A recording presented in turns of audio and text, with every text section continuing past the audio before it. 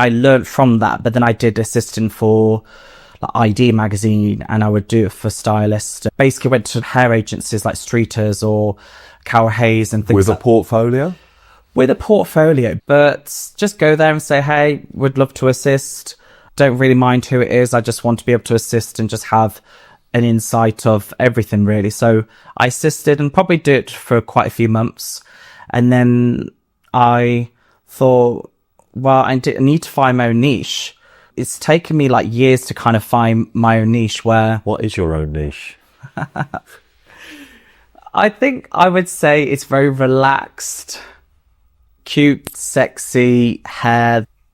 Are we talking hair up, editorial hairdressing? Yeah. Is it red carpet work? Is this... Red carpet, magazines, people that are going for, I don't know, going on TV or their own content, whether they're influencers that are create hair for their own content. You were invited by Wella professionals, weren't you? Yeah. To go and style Laura Whitmore? Yeah. Tell us about that. For me, I've always wanted to style Laura's hair for years. And I'm very, very grateful, very appreciative that I was invited to Wella to Envision, but they needed somebody to style her hair. They had a whole room full of hairdressers they could have asked, but they asked me. Yeah. So I feel very grateful with that. But at the same time, some people probably would feel starstruck, where I just see people as people. And for me, I know of a hairstylist that have styled her hair, so I kind of get the vibe of what she's about, as in her hair and things like that. And we just created a look together on the evening. We just got on well. She was really relaxed. She was really cool. Congratulations. I saw your work has gone out there with Garnier. Yeah. So my dad passed away nearly 4 years ago. And for me, I felt, so that day in particular, it was 11:11 on the clock, and I was like, oh, do you know what? I remember it being a Friday. I think it was like mid-November.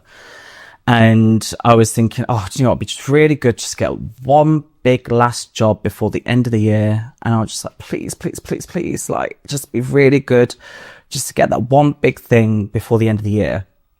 And 2-3 hours later, I got an email, and I was like, and I just thought, wow, like, I've been referred by somebody who I knew, who has worked on their campaigns many times before, and I was asked to be the lead hairstylist. And I was thinking, wow, so that's the lead hairstylist for styling, not the colouring. So for me, it was a big thing where I was having to pitch the look. So I saw all the models.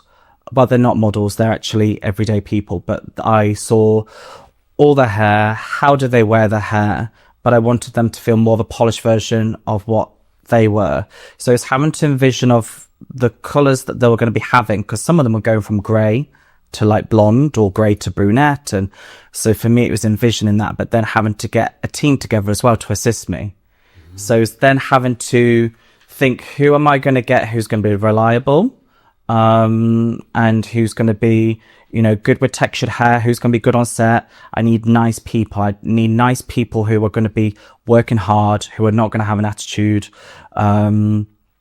But it didn't hit me until I kind of was on my way in the car to the job, and I was thinking it's probably one of the biggest jobs I've ever done. Yeah, well, it's a mighty brand, isn't it? In terms of who you're working at.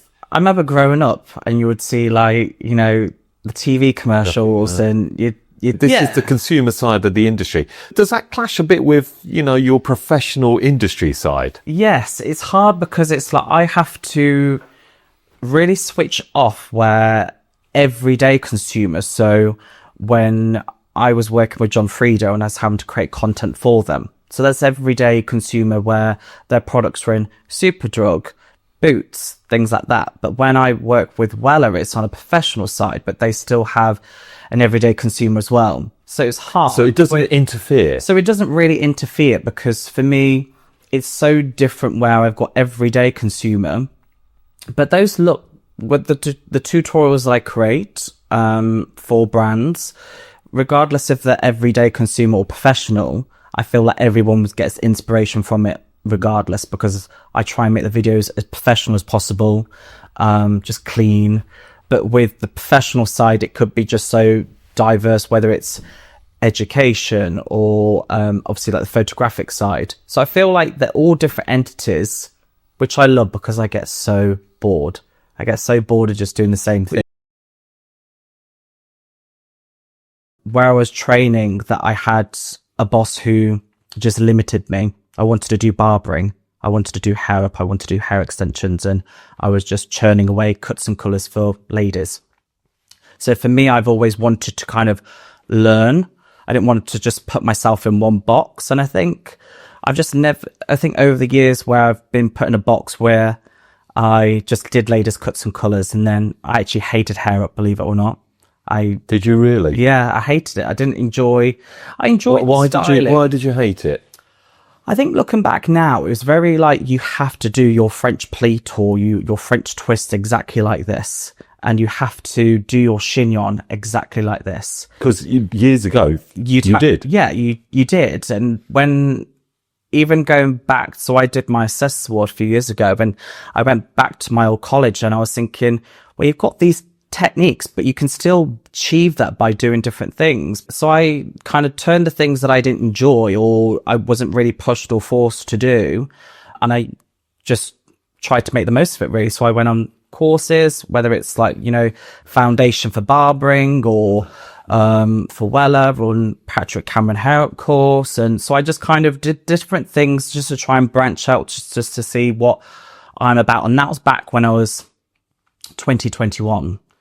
And I think looking back now, it's just, even just that, just as a niche in itself, I didn't even think about it until now, to be honest. But that, and then I remember creating the content with the models and the white backdrops. So people scroll back like years, you'll see the progression of kind of hairstyling. In your grid, is that in my grid? I've kept every post there. I used to create loads of braids, and people are like, oh, do you only just create braids? Or I'm like, oh, you're like the breaking. And I'm like, no, there's more to life than these braids. And did you feel like that was almost defining you, these braids? Yeah, people just define me as just, which was lovely. People, you know, saw that and I thought, oh, that's a Michael Gray hair look.